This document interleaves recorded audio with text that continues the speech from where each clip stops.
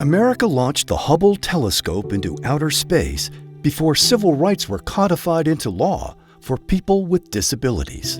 Let that sink in. We were only 7 months into the 1990s before adoption of the Americans with Disabilities Act.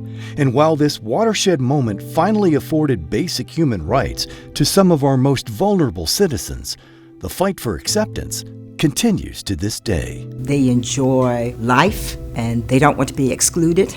They definitely don't want to be segregated. I think that what we've learned in the past is that as we embrace differences in people, that we become a better society. We're able to work together because we get more contributors. The unemployment rate for people with disabilities is twice as high compared to the unemployment rate for people without disabilities. I remember talking to a person in a wheelchair, and I said, "What do you want to be?" And he said, "I want to be an astronaut." And everyone kind of scoffed and thought that was sort of a reductive idea. But I said, "Well, why do you want to be an astronaut?" And he said, "Because in space I can float and I'll be just as ambulatory as everybody else." People who want to live in their own home, or they live in 4-bedroom homes and receive around-the-clock care, there are waiting lists that are years long. There's also options for people with disabilities to live with their own family members, and their family members get paid to take care of them. Or similar situation where they're living in somebody else's home, somebody from the community wanting to take somebody in, similar to the foster care system, to where they take somebody with a disability in, they become their caretaker, and they live in their home with them and become a family together.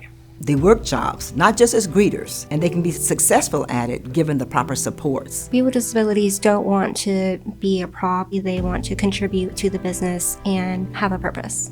They offer retention. Once they're in a job, their retention rates are higher. When a person with a disability rolls in his wheelchair or talks with cerebral palsy or a different accent, people, whether they want to admit it or not, any interviewer has a prejudicial attitude about a person because they base a lot on how you look, unfortunately.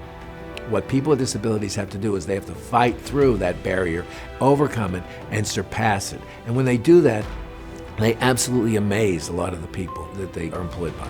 Subminimum wage is when a person with disabilities is paid less than minimum wage to perform a job. So sometimes that can just be mere cents. It shouldn't be legal. It's discriminatory. It's unfair. Why should a person, just because they have a disability, just because they were born with a disability, be paid less than anybody else? Folks feel that it's okay for them to be segregated. It's okay for them to be in larger institutions when in fact it is not. We all want the same thing and we all deserve that chance, whether you're disabled or not. I founded Community Options in 1989. We started it from my kitchen table in my house, and we started with 3 small homes, and today we have 650 homes. We develop housing and employment for people with disabilities, period. To be able to live in community residence, you can live in an apartment, you can live in a 1 or 2 or 3-bedroom home with roommates and folks that you like, not just being put with someone that you may not get along with. And then we also actually interview the individual about the kinds of jobs that they're interested in, and then getting the appropriate supports and training so that they are succeeding in that particular job. Our homes and staffing are based on the needs of the person. We do anything from total care to where we help with bathing, toileting, hygiene, feeding, transportation, to just offering assistance when needed. So someone may just need verbal prompting of, don't forget to brush your teeth, don't forget to do this. So when it comes to housing, having a choice of where you want to live is really important, and that should be afforded to people with disabilities as well. We are excited that we have partners that help us provide meaningful and well-paid jobs in our communities. I'll never forget the first house we had a governor come. And then I said to the governor, "Would you like a tour?" And she said, "Okay." And a woman with a disability walked down the hall, and she took her into the garage, and she hugged the van, and she said, "This takes me places. It takes me to the mall where I have a job."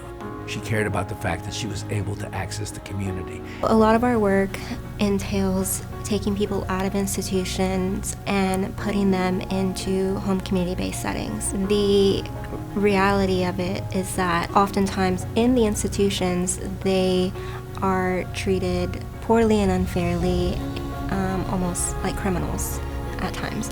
So when we bring them into the community setting and bring them into one of our homes, having their own bedroom and having a home, it's not just a house, it's a home. Besides the thousands of people that remain in institutions costing taxpayers hundreds of thousands of dollars, There are also thousands of people that are on waiting lists. They can't get the services because the Medicaid budgets won't sustain those folks. So what we try to do is educate the public officials and everyone that we can talk to about the fact that unless they figure out ways to change that sort of funding methodology, there won't be any place for them to go. People can choose what kind of living setting that they want to live in. Do they want to live with their own family members and receive care, or do they want to live in a setting where they're around people like them as well, but still integrated into the community and still have neighbors and are still able to work and enjoy life?